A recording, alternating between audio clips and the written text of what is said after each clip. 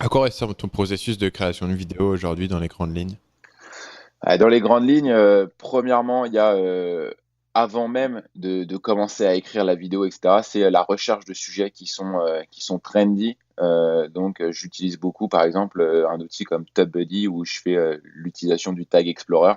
Je regarde, les sujets sur lesquels il y a un volume de recherche important et sur lesquels il y a pas trop de concurrence. Surtout au départ, je faisais ça puisque, bah, j'étais tout petit et il fallait que je me positionne sur des mots-clés.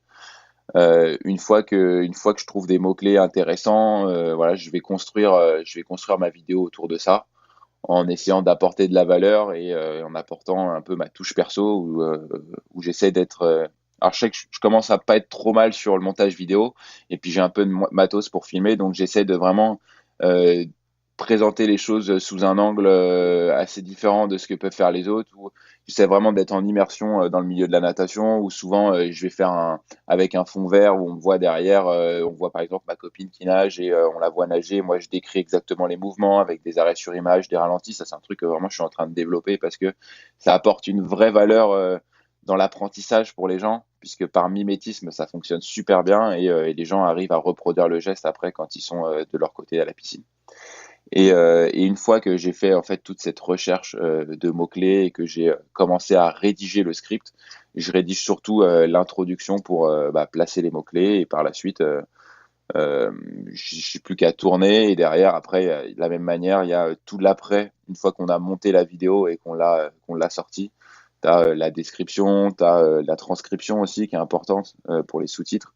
Tu as, la miniature, ultra important la miniature, j'avais presque oublié. Genre la miniature, c'est 30 de ta vidéo presque. Si elle est pas belle et que les gens ils cliquent pas dessus, même si ta vidéo elle est géniale, ça ne marchera pas, tu vois? Faut que ta miniature elle donne envie de cliquer, faut que ton titre il donne envie de cliquer et ça c'est un truc essentiel. Je vois encore plein de gens qui font des miniatures dégueulasses, enfin, tu te fais chier à monter ta vidéo et tu te retrouves à faire une miniature à la va-vite, tu vois? Ça, c'est ce que je fais, c'est ce que je fais au départ. Tu regardes mes 3 premières vidéos, elles ont des miniatures infâmes. Je sais pas du tout ce que je pensais à l'époque. Je pense que je comprenais pas encore très bien la plateforme YouTube. Je faisais juste des petits tests comme ça. Je me suis dit, ouais, je vais pas perdre du temps sur la miniature, tu vois, je vais un peu optimiser mon temps, etc. J'avais une template complètement nulle.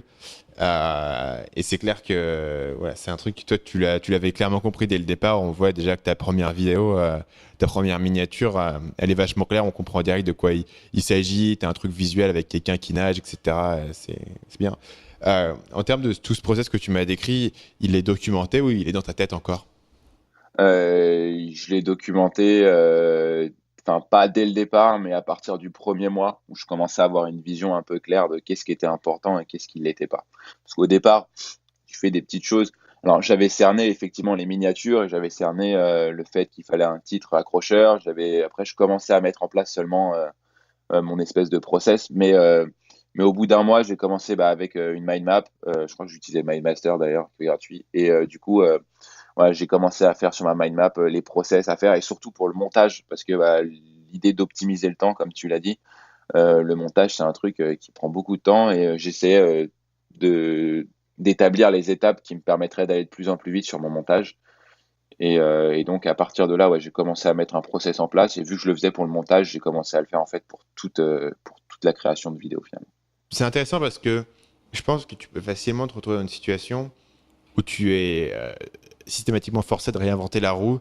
C'est-à-dire que tu dois un peu réapprendre à chaque fois ce que tu le fais de manière un peu différente, tu essaies des trucs. Et en fait, le simple fait d'écrire les choses et de le documenter, évidemment, c'est un truc qui à l'origine vient du fait que tu veux sous-traiter souvent. Au départ, on va souvent écrire des trucs pour le sous-traiter, mais j'ai découvert dans ma propre pratique qu'il y a même des process que j'écris, même si c'est moi qui vais les faire, c'est des trucs que je vais pas sous-traiter.